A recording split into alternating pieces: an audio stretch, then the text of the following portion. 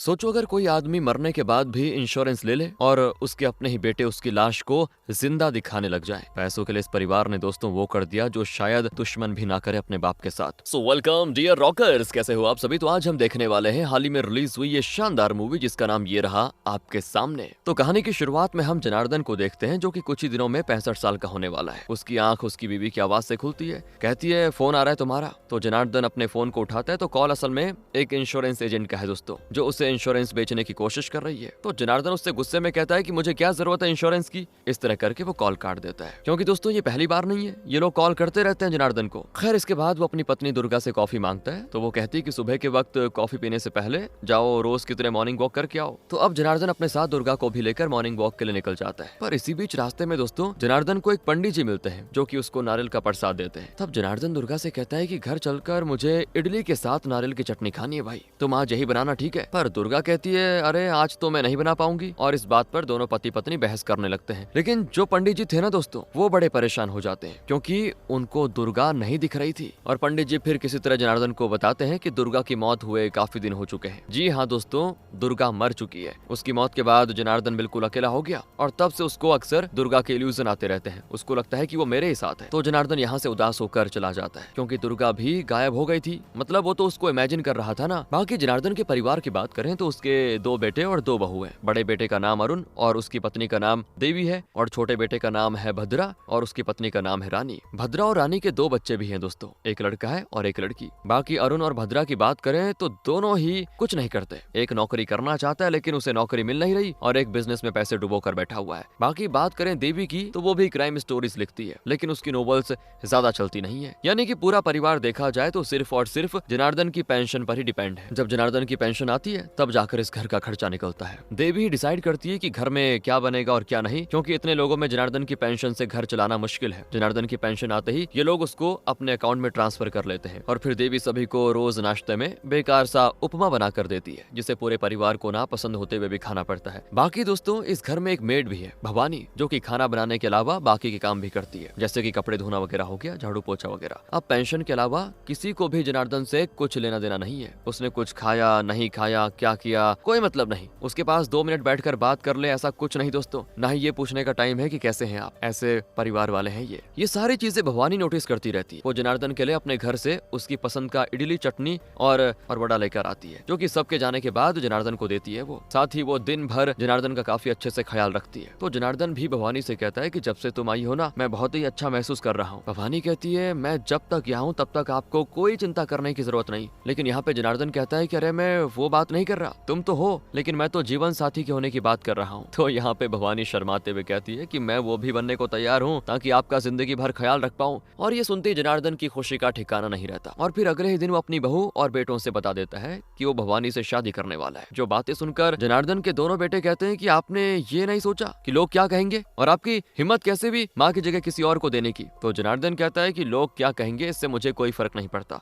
बाकी मैं दुर्गा की जगह किसी और को नहीं दे रहा। बस उसके जाने के बाद तुम लोगों ने मुझे पूरी तरह से अकेला कर दिया है। अगर तुमने मुझे समझा होता, मेरी कद्र की होती, तो मैं ये फैसला कभी नहीं लेता। भवानी मुझे समझती है और मेरी कद्र भी करती है, और मैं कल ही उससे शादी करूंगा। दोस्तों सभी जनार्दन के इस फैसले से शॉक में हो जाते हैं। इसी बीच मैं आपको ये भी बता दूं कि जनार्दन का पूरा परिवार एक रेंटेड घर पर रहता है, जिसका मकान मालिक का नाम है परमानंद। अब जनार्दन के बेटे टाइम पर किराया देते नहीं, तो परमानंद अक्सर उसकी लाइट बंद कर देता है मेन स्विच से। बस इसी तरह हर दिन इनके और इनके मकान मालिक के बीच में लड़ाई होती रहती है। बाकी वो इनको घर से इसीलिए नहीं निकाल रहा क्योंकि जनार्दन के जो रेंट एग्रीमेंट है पूरा नहीं हुआ है, मतलब उस एग्रीमेंट का जो टाइम है उससे पहले नहीं निकाल सकता वो घर से बाहर। इधर दोस्तों जनार्दन अपने दोस्त सदानंद को कॉल करके अपनी शादी के बारे में बताता है, और उससे जल्दी से जल्दी हैदराबाद आने के लिए बोलता है ताकि वो सदानंद को अपनी नई पत्नी से मिलवा सके। तो सुबह होते ही घर वालों के सामने एक पंडित जी को बुलवाकर जनार्दन भवानी से शादी कर लेता है, जिसके बाद भवानी के रंग ढंग दोस्तों तुरंत ही बदल जाते हैं। वो सबसे पहले देवी के कमरे से उसे बाहर निकलने के लिए बोलती है, क्योंकि अब से वो जनार्दन और उसका कमरा है। साथ ही वो औरों से कहती है कि हमारी सुहाग रात की तैयारी करो। अब दोस्तों यहाँ भवानी के साथ जनार्दन की शादी से वैसे भी कोई खुश नहीं था, और भवानी का ये रूप और साथ ही जनार्दन के बेटे और दोनों बहुओं को ये डर होता है कि अब जनार्दन की पेंशन भी भवानी की ही हो जाएगी और हमारे हाथ कुछ नहीं लगेगा। तो यहाँ पे देवी प्लान बनाती है कि ये आइडिया है मेरे पास, जिससे सांप भी मर जाएगा और लाठी भी नहीं टूटेगी, लेकिन इसके लिए हमें जनार्दन को मारना होगा। ये बातें सुनकर अरुण और भद्रा देवी से कहते हैं कि होश में तो अपने ही पिता को कैसे मारे हम। मैडम। इस पर देवी कहती तो ठीक है, जाओ कोई काम धंधा ढूंढो, करो मेहनत, कमाओ पैसा। तो भद्रा देवी से कहता है कि भाभी आप पहले ये तो बताओ प्लान है क्या। तब देवी बताती है कि देखो हमें पहले जनार्दन के नाम का एक लाइफ इंश्योरेंस पॉलिसी करवाना होगा, जिसे लेने के बाद हम जनार्दन को किसी तरह मारकर उस इंश्योरेंस को क्लेम कर सकते हैं। जैसे कि सोते वक्त हम उनका मुंह तकिया से दबाकर मार डालेंगे, उसके बाद इंश्योरेंस का सारा पैसा हमारा होगा, क्योंकि उस पॉलिसी में नॉमिनी में अरुण और भद्रा का नाम होगा। बाकी बात रही भवानी की और ससुर जी की, तो शादी का रजिस्ट्रेशन तो हुआ ही नहीं है और ना ही हम होने देंगे, तो इस तरह उनकी शादी लीगल नहीं मानी जाएगी। यहाँ देवी के प्लान से सभी बड़े खुश होते हैं, लेकिन इसी दौरान दोस्तों सुहाग रात के वक्त जनार्दन की मौत हो जाती है। भवानी की रोने की आवाज को सुनकर सभी वहाँ कमरे में पहुंच जाते हैं, जहाँ वो देखते हैं कि जनार्दन मर चुका है। उसके चेहरे को देखकर ऐसा लग रहा है कि वो मरने से पहले बड़ा खुश था दोस्तों। अब ये देखकर उसके बेटे और बहू काफी दुखी हो जाते हैं, लेकिन इस दुख की वजह जनार्दन की मौत नहीं बल्कि उनके बनाए प्लान का बर्बाद होना है, क्योंकि जनार्दन तो बिना इंश्योरेंस पॉलिसी के ही मर गया। अब इस बारे में ये चारों आपस में बातें करने लग जाते हैं। अभी देवी कहती है कि नहीं, हम अब भी मैनेज करके जनार्दन के मरने के बाद भी इंश्योरेंस ले सकते हैं उसके नाम पर। हाँ, बस उसके लिए हमें जनार्दन की बॉडी को फ्रेश रखना होगा। दोस्तों अब इनका ये प्लान भवानी सुन लेती है, जो कि इनसे कहती है कि ठीक है रुको, अगर इंश्योरेंस पास करवा ही रहे हो तो उस पैसे में मुझे भी हिस्सा चाहिए, मैं जनार्दन की पत्नी जो हूँ। तो इस पर रानी कहती है कि अच्छा तुम्हारी शादी का रजिस्ट्रेशन तो हुआ ही नहीं है, तो तुम्हारी शादी वैसे भी नहीं मानी जाएगी। भवानी कहती है कि ओ मैडम, अगर तुमने मुझे इस इंश्योरेंस के पैसे में बराबर का हिस्सा नहीं दिया तो मैं जनार्दन की मौत और तुम्हारे प्लान के बारे में सभी को बता दूंगी, फिर खेलते रहना जो खेलना है। और भवानी की इस धमकी से डरकर चारों उसे भी अपने प्लान में शामिल कर लेते हैं, लेकिन ये लोग बाहर से आइस बॉक्स मंगवाकर बॉडी को नहीं रख सकते, क्योंकि इससे फंस सकते हैं ये। तो जनार्दन की बॉडी को फ्रेश रखने के लिए ये लोग उसको फ्रिज में रख देते हैं, लेकिन बॉडी को रखने की वजह से ना तो उसका दरवाजा बंद हो रहा था और ना ही लॉक लग रहा था। तो अरुण उस दरवाजे पर टेप लगाकर चिपका देता है। अब सुबह होते ही रानी अपने बच्चों को स्कूल भेज देती है और उन्हें उनके कपड़े रखकर एक बैग भी देते हुए कहती है कि बेटा तुम लोग शालिनी आंटी के यहाँ चले जाना और कुछ दिन वहीं रहना, मैंने उनसे बात कर ली है। तो बच्चों के जाने के बाद इनका प्लान होता है शुरू, मगर इससे पहले दोस्तों दरवाजे पर जनार्दन का दोस्त सदानंद पहुंच जाता है। उसी को आपको याद होगा थोड़ी देर पहले जनार्दन ने उसको फोन करके बुलाया था। अब सदानंद को देख ये लोग उसको अंदर बुला लेते हैं ताकि कुछ बहाना बनाकर वापस भेज दें उसको। तो पहले भद्रा कहता है कि देखो पापा तो इस वक्त घर पर नहीं है। तो फिर ये सुनने के बाद सदानंद इन लोगों से पानी मांगता है ताकि वो अपनी दवा खा सके, क्योंकि सफर की वजह से उसका सर घूम रहा था और उसे बेहोशी आ रही थी। अब इससे पहले भवानी पानी लेकर आती, सदानंद वहीं पे हो जाता है बेहोश, जिसे देखकर देवी कहती है कि इसे हॉस्पिटल छोड़कर आओ, हम घर में दूसरी लाश को नहीं रख सकते। तो बस दोस्तों सदानंद को अरुण और भद्रा एक ऑटो में बिठाकर हॉस्पिटल के लिए लेकर जाते हैं। अब इनको जाते हुए परमानंद भी देखता है और फिर सदानंद को दोनों भाई हॉस्पिटल में लावारिस की तरह छोड़कर घर वापस आ जाते हैं। जिसके बाद देवी आगे का प्लान बनाती है। वो कहती है कि हमें सबसे पहले ऐसे इंश्योरेंस एजेंट को ढूंढना होगा जो अपने काम में अच्छा हो और कमीशन लेकर जनार्दन का सच जानते हुए उसका काम कर दे। तो दोनों भाइयों को याद आता है कि इनके एक दोस्त की गाड़ी का बस थोड़ा सा कांच डैमेज होने पर एक इंश्योरेंस एजेंट ने उसको नई गाड़ी दिलवा दी थी। उस एजेंट का नाम है दोस्तों मूर्ति। तो ये लोग मूर्ति को कॉल करते हैं, लेकिन वो तो ऑलरेडी दोस्तों एक मुसीबत में फंसा हुआ है। एक्चुअली उसने कुछ लोगों से कहा था कि तुम्हारे गोदाम का इंश्योरेंस है, तो अगर तुम अपने गोदाम में आग लगवा देते हो तो मैं तुम्हें इस गोदाम का 2 गुना दाम दिलवाऊंगा। तो अब ये सुनकर इन लोगों ने अपने गोदाम को ही जला दिया, लेकिन ये लोग भूल गए कि इनकी हरकत सीसीटीवी में कैद हो गई है। अब इनको पैसे तो मिले नहीं, लेकिन जब मूर्ति को जनार्दन के बेटों का कॉल आता है तो उसे इन लोगों के पैसे वापस करके, मतलब इन्हीं के गोडाउन वालों के पैसे वापस करके अपनी जान बचाने का बढ़िया मौका मिल रहा था ये। तो वो तुरंत ही जनार्दन के घर के लिए निकल जाता है और जो लोग मूर्ति के पीछे पड़े हुए थे ना वो गोडाउन वाले, उनसे वो कहता है कि देखो मुझे 1 हफ्ते का टाइम दो। तो दोस्तों यहाँ हॉस्पिटल में सदानंद को जब होश आता है तो वो तुरंत वहाँ से वापस जनार्दन के घर आता है और इनके दरवाजे को खटखटाने में लगा होता है। तो ये लोग दरवाजा नहीं खोलते पहले। तो सदानंद कहता है कि मुझे मेरा बैग तो दे दो। इस पर ये लोग उसका बैग फेंक कर दरवाजा दोबारा से बंद कर देते हैं। अब ये सब परमानंद देख रहा था दोस्तों, बड़े ध्यान से देखना। तो वो सदानंद से पूछता है आखिर मैटर क्या है। सदानंद उससे कहता है कि मैं तो अपने दोस्त जनार्दन से मिलने आया था पर वो घर पर है नहीं, इसी बीच में बेहोश हो गया तो उसके बेटों ने मुझे हॉस्पिटल पहुंचा दिया। प्रेमानंद कहता है कि भाई जनार्दन घर पर ही है, क्योंकि वो कुछ भी हो जाए रोज मॉर्निंग वॉक के लिए जरूर जाता है, मगर आज वो अभी तक घर से बाहर निकला ही नहीं। आप एक काम करे, मेरे घर चलो, जल्द ही जनार्दन बाहर आएगा तो उससे मिल लेना। उसके बेटे और बहू पता नहीं क्यों तुम्हें उससे मिलने नहीं दे रहे, जरूर कुछ तो गड़बड़ लग रही है। इस तरह दोस्तों परमानंद के दिमाग में भी शक बढ़ जाता है। दूसरी तरफ मूर्ति आ जाता है जो कि जनार्दन की लाश को देखकर कहता है कि इंश्योरेंस करवाने की मैं कोशिश करूंगा, लेकिन उससे पहले मैं बता दूं कि हमें क्या क्या करना है और मैं जैसा तुम लोगों से कह रहा हूं वैसा करते जाओ। पहले ये बताओ कि तुम लोगों को कितना अमाउंट चाहिए। तो भवानी का हिस्सा लेकर ये लोग 3 करोड़ का इंश्योरेंस करवाने का प्लान बनाते हैं। लेकिन मूर्ति अपना भी कमीशन जोड़कर 4 करोड़ का पॉलिसी बनाने की बात करता है। उसे पहले जनार्दन के इंश्योरेंस फॉर्म में लगाने के लिए उसकी पासपोर्ट फोटो चाहिए होगी, लेकिन इनके पास जनार्दन की कोई फोटो है नहीं। इसीलिए मूर्ति जनार्दन की लाश की अपने मोबाइल में फोटो लेने की कोशिश करता है, मगर वो अच्छी नहीं आती। अब मूर्ति को जनार्दन के फॉर्म पर उसका साइन चाहिए, जिसकी कॉपी बचपन से ही अरुण कर रहा था, क्योंकि वैसा ही रहा हो, घर में बताता नहीं चीजें, कभी स्कूल में जरूरत पड़ी तो खुद ही साइन कर दिए। इस तरह उसको आता था जनार्दन का साइन, तो अरुण ठीक अपने पिता की तरह हूबहू साइन कर देता है। इसके बाद मूर्ति जनार्दन की आईडी देखता है तो उसके उड़ जाते हैं होश, क्योंकि आईडी के हिसाब से जनार्दन की उम्र कल के बाद हो जाएगी 65 साल की, और बैंक 65 साल के होने के बाद इंश्योरेंस नहीं देती। तो इनको कैसे भी करके ये प्रोसेस कल शाम 5 बजे से पहले पूरा करना होगा, जिसमें जनार्दन के कुछ टेस्ट भी होने थे। अब जो भद्रा है ना दोस्तों, थोड़ा सा अपने पिता की तरह दिखता है, तो मूर्ति क्या करता है, अपनी पसंद की एक मेकअप आर्टिस्ट जिसका नाम श्रीनु है उसे बुलाता है और उससे भद्रा का गेटअप बिल्कुल जनार्दन की तरह करवा देता है। और श्रीनु को सच में कुछ पता नहीं था दोस्तों, वो बस अपने काम के पैसे के साथ इन लोगों से थोड़ी सी शराब पीने को मांगता है, जो कि उसको ये लोग पिलाकर और पैसे देकर भगा देते हैं। अब मोबाइल में फोटो अच्छी नहीं आ रही थी, तो मूर्ति जनार्दन की जगह भद्रा की फोटो लेने के लिए महेश नाम के एक फोटोग्राफर को बुलाता है, और भद्रा की शक्ल सच में जनार्दन से मिल रही थी, तो महेश आकर उसकी फोटो लेने की तैयारी करता है। इसी बीच इतने लोगों को जनार्दन के घर आता देखकर परमानंद और सदानंद मिलकर मेन स्विच के जरिए इनके घर की लाइट को ऑन ऑफ करने में लगे होते हैं, जिससे महेश फोटो नहीं ले पाता। तो अब ये सारी चीजें देखकर अरुण, देवी और रानी परमानंद से बात करने जाते हैं, जहां अरुण रानी से कहता है कि हम परमानंद को बातों में लगाकर रखेंगे, तब तक तुम जाकर महेश को जल्दी फोटो खींचने के लिए कहो। रानी तुरंत जाती है अंदर और महेश को फोटो क्लिक करने के लिए कहती है। इसी दौरान दोस्तों अरुण परमानंद से पूछता है कि आप अभी ये लाइट क्यों काट रहे हैं। इस पर परमानंद कहता है कि देखो, सदानंद को तुम्हारे पिता जनार्दन से मिलना है और मुझे पता है कि वो घर पर ही है, तो तुम उनको न जाने क्यों सदानंद से मिलने नहीं दे रहे हो।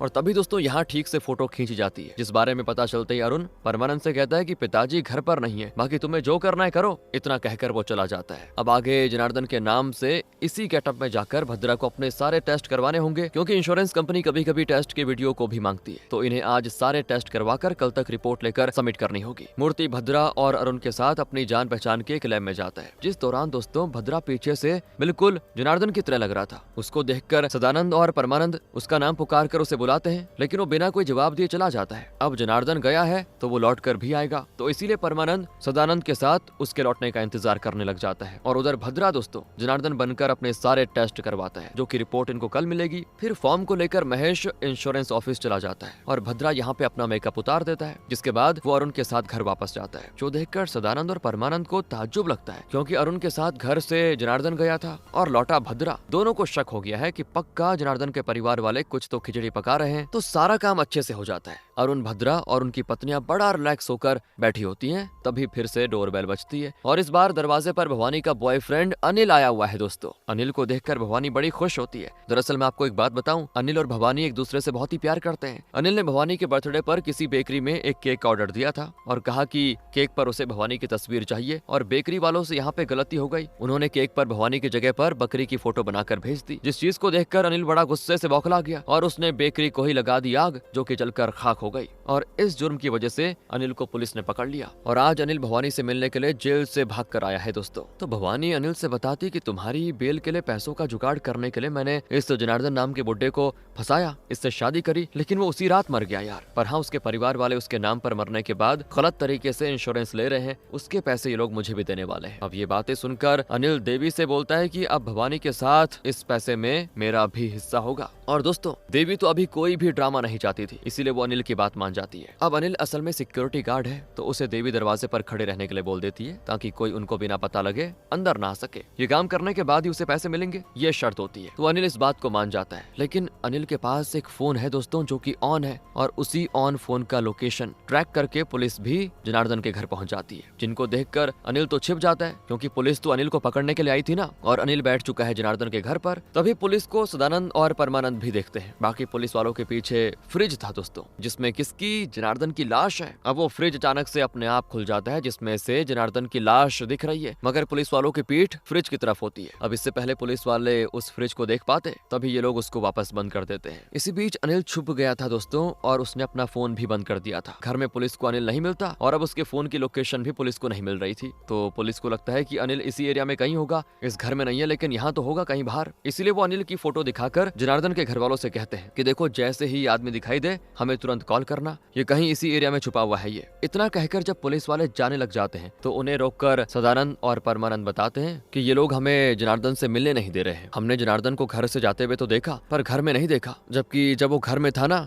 तब इन लोगों ने कहा कि वो घर पर नहीं है। लेकिन दोस्तों यहाँ पुलिस को सदानंद और परमानंद की बातें सुनकर लगता है कि दोनों पागल हो चुके हैं, इसलिए उनकी बात को नजरअंदाज करके वो चले जाते हैं। अब अगले दिन की बात है दोस्तों, इनके घर में पेंशन ऑफिसर की एंट्री होती है, जो कि यहाँ पे रूटीन चेक के लिए आया था, क्योंकि आजकल लोग किसी के मरने के बाद भी उसके नाम से पेंशन लेने लगते हैं। इसीलिए पेंशन ऑफिसर को जनार्दन से मिलना था, तो उसे जनार्दन की फोटो से उसकी शक्ल मैच करनी थी बस, और साथ ही उसके साइन भी लेने थे। अब उसको देखकर रानी और देवी बाहर जाकर परमानंद से कहते हैं कि देखो अब अगर तुमने मेन स्विच बंद किया, लाइट को ऑन ऑफ किया तो दिक्कत हो जाएगी, बता रहे हैं। ये सुनते ही परमानंद लाइट स्विच को फिर से ऑफ करने लग जाता है, और रानी और देवी यही तो चाहते थे, ताकि इस लाइट का ऑन ऑफ करके फायदा उठाकर पेंशन ऑफिसर को बेवकूफ बनाया जा सके। और अब पेंशन ऑफिसर अरुण से कहता है कि लाइट ट्रांसफार्मर में कुछ दिक्कत होने की वजह से ऐसा हो रहा है शायद। बाकी पेंशन ऑफिसर से भद्रा जनार्दन बनकर मिलता है, जिसके फेस को इस जलती बुझती लाइट में पेंशन ऑफिसर फोन से मैच करता है। फिर वो भद्रा से साइन लेने के लिए कहता है, और दोस्तों क्योंकि जो जनार्दन का साइन था वो अरुण को परफेक्टली आते थे, इसीलिए इस जलती बुझती लाइट में अरुण ये काम कर देता है, पता ही नहीं चलता। अब साइन ठीक था तो पेंशन ऑफिसर चला जाता है उसके बाद। अब ये हो गया था, साथ ही सारी मेडिकल टेस्ट रिपोर्ट्स भी आ जाती हैं। तो उन रिपोर्ट्स को लेकर मूर्ति इंश्योरेंस ऑफिस पहुंच जाता है, ताकि वो मैनेजर का साइन लेकर जल्दी से एप्लीकेशन प्रोसेस को पूरा करे, क्योंकि आज 5 बजे तक ही सब कुछ होना था। इस कंपनी के मैनेजर का नाम नागभूषण है दोस्तों। अब नागभूषण की बात करें तो उसने इस कंपनी के मालिक की बेटी से पैसों की लालच के चलते शादी की। बाकी नागभूषण का अफेयर अपनी ही सेक्रेटरी रोजी के साथ चल रहा है। नागभूषण को उसका ससुर बुलाकर काफी सुनाता भी है, क्योंकि उसने पिछले महीने करीब 16 क्लेम पास किए थे, जो सभी फ्रॉड क्लेम्स थे। तो अब उसने एक भी फ्रॉड क्लेम पास किया तो वो अपनी बेटी से नागभूषण का डिवोर्स करवा देगा, और नागभूषण फिर से रोड पर आ जाएगा। तो इस धमकी को सुनने के बाद नागभूषण काफी डरा हुआ है दोस्तों। तभी उसके पास जनार्दन की पॉलिसी लेकर मूर्ति आता है, जिसको नागभूषण कहता है कि देखो मैं जनार्दन से पर्सनली मिलना चाहता हूँ, उनसे कहो कि आज ही मुझे आकर मिले, नहीं तो मैं इस पे साइन नहीं करूंगा, और अगर आज का दिन निकल गया तो तुम्हारा क्लाइंट 65 साल का हो जाएगा, फिर गए काम से। ये सुनते ही मूर्ति अरुण को कॉल करके कह देता है कि तुम एक काम करो, भद्रा को जनार्दन के गेटअप में रेडी करके ऑफिस पहुंच जाओ, क्योंकि मैनेजर जनार्दन से मिलना चाहता है। तो अरुण तुरंत भद्रा के साथ ऑफिस पहुंच जाता है दोस्तों, जहां मूर्ति भद्रा को जनार्दन समझकर उससे मिलता है। अब यहाँ नागभूषण भद्रा से जनार्दन का साइन करने को कहता है, क्योंकि अरुण को ही आता था। तो यहाँ पे मूर्ति नागभूषण की पेन नीचे गिरा देता है, जिसे जब नागभूषण उठाने जाता है तो इसी दौरान अरुण जल्दी से साइन कर देता है। अब ये सारी चीजें जब ओके हो जाती है तो नागभूषण भी अपने साइन करने जा रहा था, तभी उसे उसकी सेक्रेटरी रोजी का कॉल आता है, जो कि नागभूषण के बच्चे की मां बनने वाली है। वो नागभूषण को ये शॉकिंग न्यूज देती है दोस्तों, जिसको सुनकर उसकी तो हवा टाइट हो जाती है, क्योंकि अब अगर इसके बारे में उसके ससुर को पता चल गया तो वो नागभूषण को जिंदा नहीं छोड़ेगा। इसीलिए नागभूषण तो तुरंत रोजी से मिलने के लिए चला जाता है, निकल पड़ता है उसकी तरफ। दोस्तों नागभूषण ने साइन नहीं किया था, तो उसका साइन 5 बजने से पहले लेने के लिए मूर्ति भी उसके पीछे पीछे अरुण और भद्रा के साथ जाता है, क्योंकि नागभूषण इनके फोन को भी नहीं उठा रहा था। तो इस पूरे समय मूर्ति लगातार अपनी पहचान के एक पुलिस वाले से नागभूषण की लोकेशन को ट्रेस करवा रहा होता है। इसी बीच दोस्तों नागभूषण पहले रोजी तक पहुंचता है और उसे कहता है कि मैं तुम्हारा अबॉर्शन अपनी पहचान के किसी अच्छे से डॉक्टर से करवा दूंगा, जिस पर रोजी इस बच्चे को गिराने के लिए नागभूषण से 1 करोड़ रुपए की मांग करती है। अब नागभूषण 1 करोड़ रुपए कहां से लेकर आएगा, यही सोचने लग जाता है। इसी बीच दोस्तों वहां दरवाजे पर मूर्ति की दस्तक होती है, जिसकी आवाज सुनकर नागभूषण छिप जाता है, क्योंकि अगर मूर्ति को पता लग गया कि नागभूषण का अफेयर रोजी के साथ है तो मूर्ति भी उसे ब्लैकमेल कर सकता है। तो रोजी नागभूषण के कहने पर मूर्ति को जाने के लिए कह देती है, लेकिन मूर्ति अंदर घुस जाता है और फिर नागभूषण दूसरे रास्ते से भागता है दोस्तों, जिसकी लोकेशन लगातार पुलिस वाला मूर्ति को बता रहा था। तो मूर्ति फिर से उसके पीछे पड़ जाता है। उस तरफ ये सभी लोग वापस ऑफिस पहुंच जाते हैं। हालांकि मूर्ति को नागभूषण के अफेयर के बारे में पहले से पता था, फिर भी वो नागभूषण से झूठ बोलता है कि मैं तो बस चाय पीने के लिए आया था, मुझे कुछ भी नहीं पता। और नागभूषण भी झूठ कहता है कि मैं वॉशरूम गया हुआ था, लेकिन दोनों सच जानते हैं। फिर मूर्ति नागभूषण से जनार्दन की फाइल पे साइन लेकर एप्लीकेशन पूरा कर देता है। सब कुछ टाइम पर बिल्कुल सही तरीके से हो जाता है। दोस्तों अब 2 दिन के बाद जनार्दन के घर में श्रीनु आता है, वही मेकअप आर्टिस्ट, क्योंकि उसको दारू चाहिए थी। श्रीनु को जल्दी भगाने के लिए अरुण उसके लिए शराब की बोतल लेने जाता है। तो इसी बीच उसको प्यास लगती है और वो फ्रिज खोलकर पानी पीने की सोचता है। तभी उसे फ्रिज में दिखती है जनार्दन की बॉडी, जिसको देखकर उसकी हालत टाइट दोस्तों। श्रीनु यहाँ लाश लाश करके चिल्लाने लग जाता है। तभी उसके सर पर पीछे से वार करके अनिल उसे बेहोश कर देता है। जिसके बाद घर में आता है मूर्ति, जो कि जनार्दन का डेथ सर्टिफिकेट बनवा कर लाया था, और साथ ही 2 दिन में ही उसने इंश्योरेंस क्लेम कर दिया था, क्योंकि अब अगर ये ज्यादा देर करते हैं तो बॉडी खराब हो सकती है। वो कहता है कि देखो, अब जल्द ही इंश्योरेंस कंपनी से कुछ लोग आकर थोड़ा जांच पड़ताल करेंगे, जिनकी मोहर लगते ही मैं ऑफिस से डीडी ले लूंगा। अब जनार्दन का क्लेम पूरे 4 करोड़ रुपए का था दोस्तों, जिसे इंश्योरेंस कंपनी का ओनर नहीं चुकाना चाहता था। वो इस पॉलिसी को पास करने के लिए फिर से नागभूषण को फटकार लगाता है और कहता है कि बिना किसी गलती के जाकर इस क्लेम को गलत साबित करो जाओ, क्योंकि कंपनी इस पैसे को चुकाकर लॉस में नहीं जाना चाहती। फिर क्या था दोस्तों, नागभूषण एक डॉक्टर को लेकर जनार्दन के घर पहुंच जाता है, क्योंकि वो पता करना चाहता था कि जनार्दन की मौत नेचुरल हुई या फिर किसी ने मारा है उसे। अब ऐसे इतनी जल्दी इंश्योरेंस कंपनी से कोई आ जाएगा कि मूर्ति को भी नहीं पता था, जिस कारण इन लोगों ने फ्रिज से बॉडी को नहीं निकाला था। अब मूर्ति को यहाँ देखकर नागभूषण को थोड़ा शक होता है, तुम यहाँ पे क्या कर रहे हो इनके साथ, लेकिन फिलहाल वो उसको नजरअंदाज करके जनार्दन की बॉडी के बारे में पूछता है। तो ठीक उसी वक्त श्रीनु को आ जाता है होश, जो कि जागते ही नागभूषण के सामने आ जाता है और उसे कहता है इन लोगों ने जनार्दन को मार दिया, उसकी बॉडी को फ्रिज में रखा हुआ है। और दोस्तों, इन सभी के बीच में सदानंद और परमानंद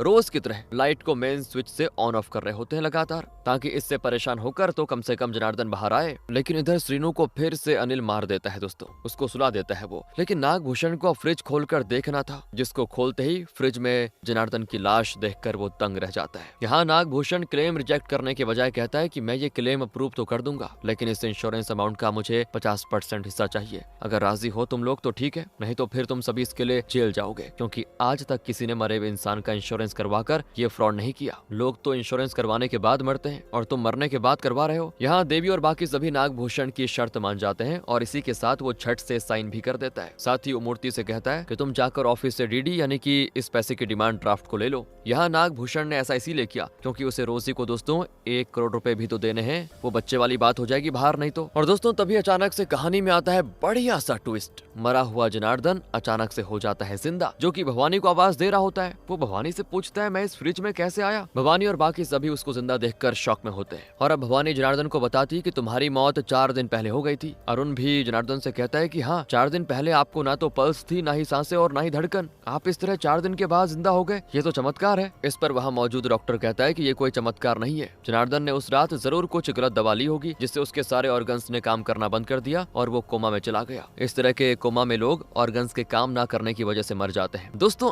अब आप सोच रहे होंगे कि जनार्दन ने कौन सी दवा ले ली। तो जब जनार्दन के साथ ये हुआ तब उसकी सुहाग रात थी और जनार्दन ने वाइग्रा की 2 टैबलेट्स ले ली थी बड़ी एक्साइटमेंट में, तो ही उसको ये इफेक्ट हुआ। आगे डॉक्टर कहता है कि इतना ही नहीं, फ्रिज में रखने की वजह से बॉडी और ऑर्गन्स बंद होने के बाद भी खराब नहीं हुए। साथ ही ये जो लाइट आ रही है जा रही है, उसकी वजह से जनार्दन को बॉडी में बार बार ठंडा और गर्म हो रहा था, जिससे उसके ऑर्गन्स अचानक से फिर काम करने लग गए और वो जिंदा हो गया। पता नहीं दोस्तों कौन सा लॉजिक है, लेकिन जिंदा हो गया है। अब जनार्दन जिंदा है तो उसके इंश्योरेंस का क्लेम कैसे मिलेगा, यही सोचकर ये सभी लोग उसे वापस मारने का प्लान बनाते हैं। नागभूषण खुद जनार्दन को सारी चीजें शुरुआत से समझाता है और ये भी कि उसकी मौत से यहाँ सभी को फायदा होने वाला है। अब यहाँ जनार्दन मरना तो नहीं चाहता, तो वो भागकर फ्रिज में छिप जाता है, जिससे बड़ी मुश्किल से ये लोग फ्रिज से बाहर निकाल कर पकड़ते हैं। और अब नागभूषण के कहने पर डॉक्टर जनार्दन को खाली एयर वाला इंजेक्शन देने वाला था, जिससे जनार्दन को आ जाएगा हार्ट अटैक और वो मर जाएगा। ये सब सुनने के बाद दोस्तों जनार्दन बुरी तरह से रोने लग जाता है। वो कुछ दिन और अपनी जिंदगी बड़े अच्छे से जीना चाहता था, अपनी जिंदगी में कुछ करना चाहता था। तो वो अरुण से कहता है कि बेटा तुम्हारे बच्चे नहीं हो रहे, इसके लिए मैंने हर मंदिर में मन्नत मांगी। साथ ही भद्रा से कहता है कि तुम्हें तो बचपन में जॉन्डिस हो गया था, तुम्हारी जान बचाने के लिए